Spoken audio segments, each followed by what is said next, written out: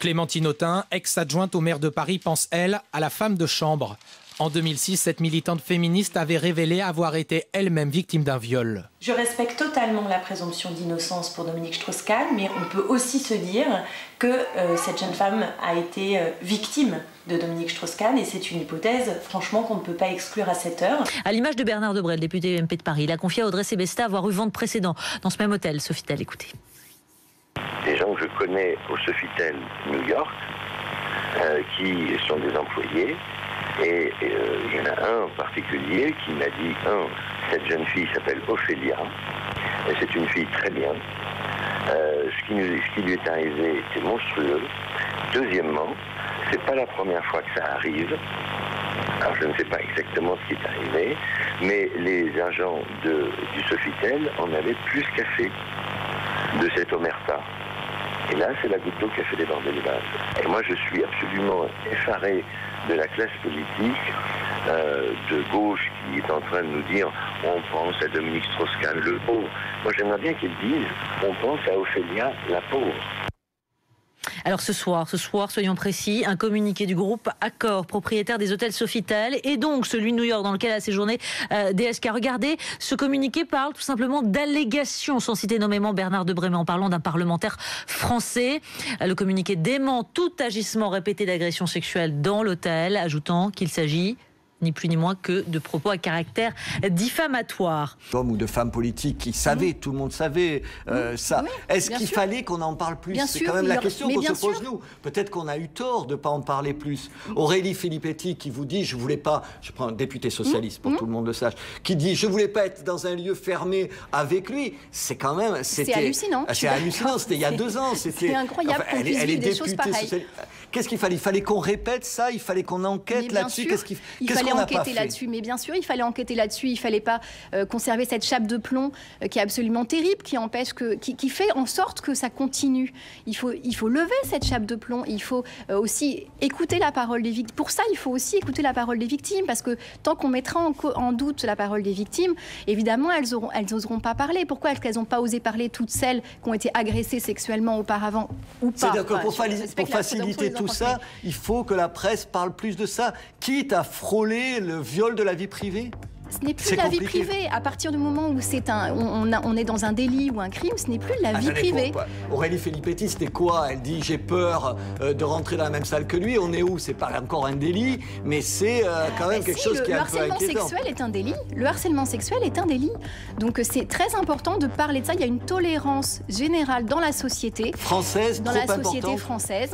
Et vous vous sentez plus américaine dans ces affaires-là? Non, je ne sais pas. Je me sens plus scandinave, par exemple. Ou québécoise. Anne Sinclair, vous avez une pensée pour elle? Oui, j'ai une pensée pour elle, mais j'ai surtout une pensée pour la femme de chambre, moi, personnellement. Béatrice Gamba, merci. Je vous en prie. Une autre des interrogations qu'a fait naître cette affaire en France, on pourrait la résumer en un seul mot. Alors certains seront d'accord ou pas, c'est tout l'objet de ce débat. On pourrait la résumer en un seul mot, le mot d'omerta. En clair, les journalistes français, mais aussi les politiques français ont-ils été aveugles ou complaisants envers certaines pratiques. Alors certains les attribuent à Dominique Strauss-Kahn, d'autres disent qu'elles sont plus répandues, des pratiques qui ne sont pas seulement des pratiques de drague, mais qui sont des pratiques qui comportent plus d'insistance et qui peuvent comporter du harcèlement. C'est le procès que nous fait notamment la presse étrangère et la presse anglo-saxonne. Je salue donc Angélique Chrysafis, vous êtes correspondante à Paris du Guardian. Le Guardian s'est interrogé sur ces sujets, s'est interrogé même sur la responsabilité des journalistes français. Pensez-vous que les médias français ont été trop complaisants? Je pense qu'on est sidéré par le comportement des médias français, notamment le Nouvel Observateur, en fait, en ce point-là, parce que ici en France, on n'a pas du tout respecté la victime dans la presse. Donc, aux États-Unis, en Angleterre, au Guardian, par exemple, on n'a pas publié le nom de la victime que la police a donné. Au Nouvel Observateur, vous avez publié son adresse et son numéro d'appartement. Comment vous justifiez ça? On est sidéré aux États-Unis, on est sidéré à Londres par ça. C'est pas du tout respect de la victime, surtout d'une tentative de viol. C'est un peu paradoxal ce que vous dites, parce que je viens de faire un dégagement pour dire qu'on ne parlait pas assez de la victime. Mais non, c'est pas très convaincant, sans doute. Comment? Mais publier son adresse. Bon, ça, c'est quelque chose qu'on reproche aux Français parce que ça fait partie d'une image qu'on a, qu'en France, on protège les puissants. Et on ne parle pas des mœurs sexuelles. C'est un cas de viol. Donc, on parle des situations de... Est-ce qu'il y a eu des preuves dans la vie des journalistes femmes françaises qui ont subi l'harcèlement? Je trouve qui que ça serait dommage savait d'échapper quoi au débat sur la presse, parce qu'on est mis en cause. Alors justement, Laurent Geoffrin, vous allez répondre, mais je voudrais simplement, pour tous nos téléspectateurs qui ne voient pas forcément de quoi on parle, eh bien, je vous propose de découvrir qui savait quoi, ou plutôt qui disait quoi sur Dominique Strauss-Kahn avant les événements de ces derniers jours. Regardez cet reportage de Guillaume Daret. C'est devenu l'une de ses chroniques les plus célèbres. Dans quelques minutes, Dominique Strauss-Kahn va pénétrer dans ce studio. Évidemment, des mesures exceptionnelles de sécurité ont été prises au sein de la rédaction. Pardon, sein est un mot que je n'ai pas le droit de prononcer aujourd'hui pour ne pas réveiller la bête. 5 seuils d'alerte sont prévus lors de cette matinale, le dernier étant l'évacuation pure et simple du personnel féminin d'Inter vers d'autres étages. France Bleu et France Culture sont prêts à les accueillir. Alors on va faire un effet de sirène. Voilà, à ce signal, je vous demande de vous diriger toutes, sans exception, vers les ascenseurs. Je veux vous dire que j'ai assez peu apprécié les commentaires de votre humoriste. Les responsables politiques ou les responsables d'action publique comme moi ont le droit, même le devoir sans doute, d'être critiqués par les humoristes, mais l'humour c'est pas drôle quand c'est principalement de la méchanceté. DSK séducteur, dragueur, invétéré. Sa réputation n'était plus à faire dans le monde politique, mais restait bien souvent au stade de la plaisanterie. Vous la connaissez sans doute. Il arrive un matin au FMI, à son bureau, et puis il a du bout de son col qui dépasse un petit bout de culotte de femme. Alors ça fait un scandale terrible au FMI, un scandale terrible. Ça y est, ça recommence, décidément il ne sait pas se calmer. Et à un moment, il y a un de ses collaborateurs qui dit: Monsieur le directeur général, ça ne va pas, ça ne va pas. Qu'est-ce qu'il y a là, ce que vous avez là? Alors Strauss-Kahn dit: mais non, mais ça vous inquiétez pas, c'est un patch, j'essaye d'arrêter. En 2008, la députée socialiste Aurélie Filippetti confie pourtant au quotidien suisse Le Temps le souvenir d'une drague très lourde, très appuyée de DSK, et explique: depuis cet événement, je me suis arrangé pour ne pas me retrouver seule avec lui dans un endroit fermé.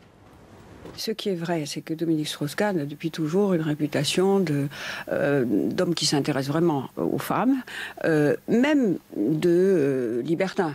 Bon. Vous connaissiez cette réputation? Oui. D'ailleurs, elle est très connue. Elle connaît tout le monde. Vous-même, j'imagine, vous n'étiez pas... Bon. Donc, en même temps, on n'est pas là pour faire, je veux dire, la police des mœurs. Il y a la liberté des gens. Mais il y a une très grande différence entre ça et le délit ou le crime sexuel.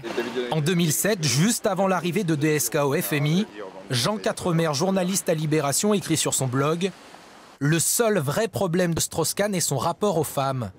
Trop pressant, il frôle souvent le harcèlement, un travers connu des médias mais dont personne ne parle. On est en France. Tout le monde se murmurait des anecdotes avec gourmandise. Moi, personnellement, c'est des anecdotes qui me choquaient. Et donc, au moment où j'ai fait un portrait de Dominique Strauss-Kahn dans mon blog, en 2007, j'ai raconté ce que tout le monde savait. Et que je savais moi-même, puisque des amis proches ont eu à souffrir de ce que moi je qualifie de harcèlement. Depuis dimanche, la presse étrangère n'est pas tendre avec les journalistes français. Et ceux-ci s'interrogent. Ont-ils fermé les yeux sur certains comportements de Dominique Strauss-Kahn et d'autres hommes politiques? Alors, on salue Hélène Jouan qui nous a rejoint, directrice de la rédaction de France Inter. Bonsoir. Et on demande une réaction tout de suite à Laurent Geoffrin. Jean Quatremer était l'un de vos journalistes, puisque vous étiez à Libération au moment des faits en 2007. Vous avez décidé de ne pas publier ce papier qu'il publiait lui-même sur son blog. Pourquoi? Je vais vous expliquer. En France, il y a une loi qui protège la vie privée. C'est un des premiers articles du Code civil. Il y a une protection générale de la vie privée. En face de cette loi, il y a un principe qui est l'information légitime du public. Si vous enfreignez cette loi, vous risquez une condamnation, une amende, ou pire, de publier la condamnation en première page de votre journal. C'est arrivé souvent dans la presse dite People. C'est comme ça. Mais il y a, pour équilibrer cette affaire, l'information légitime du public. C'est ça le cadre général. C'est de ne pas avoir suffisamment mis en lumière le problème du harcèlement. Parce que c'est un archaïsme français qui nous touche également, nous, journalistes. C'est-à-dire qu'on considère que des avances poussées à l'égard d'une jeune femme, en France, c'est plutôt de la grivoie. On rigole, c'est de la gaudriole. Dans d'autres pays, et à mon avis à juste titre, quand c'est très poussé, c'est du harcèlement et c'est condamnable. Et ça devrait être, il devrait y avoir une réprobation collective plus forte. Et là, j'avoue, moi, qu'effectivement, cette question-là, je l'ai négligée, trop négligée. Je pense que sur la question du harcèlement, il y a une vraie question. Je ne dis pas qu'il faut faire la police des mœurs, qu'il faut aller vérifier partout, etc. Pas du tout. Mais quand il y a un cas, et c'était un peu le cas de Strauss-Kahn, il faut bien le dire, mais ça ne veut pas dire du tout qu'il soit un violeur. Bien sûr, on n'est pas du tout dans cet amalgame-là. Le respect de la victime, c'est une forme de mea culpa que vous faites, Laurent Geoffrin. Mea culpa, je n'aime pas trop, mais je pense que le public a raison de se poser la question et qu'on aurait, nous, tort de balayer cette accusation à revers de main. Et notre erreur, peut-être, ça c'est sûr, moi je suis prêt aussi à faire le même mea culpa, c'est de peut-être pas avoir pris la chose assez au sérieux, mais en même temps, il n'y avait pas de délit. Tant qu'il n'y a pas de délit, il n'y a pas d'information. Et d'ailleurs, on a enquêté, nous aussi, dans Le Point, régulièrement. Le harcèlement est un délit, hein, on a enquêté régulièrement, comme ça, il y a des gens qui nous faisaient des papiers sur la vie privée de Dominique Strauss-Kahn. À l'arrivée, il n'y avait jamais rien. C'était toujours des rumeurs. Attends, il n'y a pas... Il y a eu un aveuglement volontaire. Il suffit d'écouter ce qu'a dit Emmanuel Valls tout à l'heure avec sa fausse colère en disant que c'était insupportable que l'on mette en doute la personnalité de Dominique Strauss-Kahn. Eh bien si, il fallait la mettre en doute. Et il y a eu un interdit. Et il y a eu un interdit. Ben moi aussi, je suis en train de chercher les poubelles de tout le monde et publier tout dans votre journal. C'est insupportable ce que vous avez dit tout à l'heure. Comment c'était insupportable? C'est de notre fonction, c'est de notre fonction, c'est notre mission. Faites votre travail. C'est notre mission d'avoir mis en alerte. On aurait dû mettre en alerte. On aurait dû mettre en alerte sur la personnalité de Dominique Strauss-Kahn. On ne l'a pas fait parce que nous sommes sur ce plateau. Angélique Chrysaphis. Angélique Chrysaphis, j'ai une question simple à vous poser. Est-ce que, s'il vous plaît, non, attendez, la parole aussi à nos consoeurs. Une seconde, je crois qu'effectivement, il ne s'agit pas d'être binaire, c'est-à-dire après s'être voilé la face pendant et ne pas avoir voulu rentrer dans la chambre à coucher des hommes politiques, à mon avis, à juste titre. Il n'est pas voilà. Mais il y a quand même des choses, et ce qui se passe aujourd'hui avec DSK doit nous interpeller sur nos propres pratiques. Moi, il y a quelque chose qui m'a vraiment embêté depuis le début de la semaine, c'est de redécouvrir finalement la lettre qu'avait écrite Piroshka Nagy en 2008, je crois, au moment où finalement le FMI dit bon, on a fait une enquête, ok, c'est une relation entre adultes consentants, donc, mais il y a quand même une grave erreur de jugement, donc attention. À ce moment-là, le FMI met quand même en garde Dominique Strauss-Kahn contre ces éventuelles pratiques, et elle écrit une lettre qui est rendue publique, elle rend publique en tout cas, où elle dit c'est un homme brillant, contact, c'est aussi quelqu'un de très agressif et dont je crains, alors j'ai pas les paroles exactes, mais dont je crains qu'il n'ait pas tout à fait les qualités pour finalement travailler dans ses fonctions avec des femmes.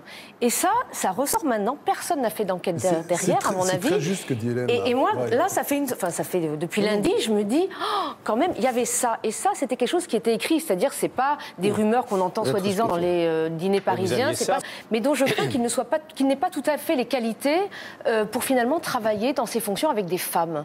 Et ça ressort maintenant. Personne n'a fait d'enquête derrière, à mon avis. C'est très juste ce que dit Hélène. Et moi, là, ça fait depuis lundi, je me dis, oh, quand même, il y avait ça. Et ça, c'était quelque chose qui était écrit, c'est-à-dire, c'est pas des rumeurs qu'on entend soi-disant dans les dîners parisiens. C'est pas ce qu'on colporte. Le témoignage d'une jeune fille qui avait subi une tentative de viol également. Qui est un tout petit peu plus un livre qui s'appelait Cassandre, qui décrivait également cela il y a encore un an. C'était quelque chose, c'était une enquête qui avait été faite. Contrairement à ce que tu disais, on en parlait dans la presse. Mais moi, je trouve que c'est très intéressant ce que dit Hélène, parce que c'est pour ça que ce débat est important. Je suis désolé, Emmanuel, il est très important ce débat.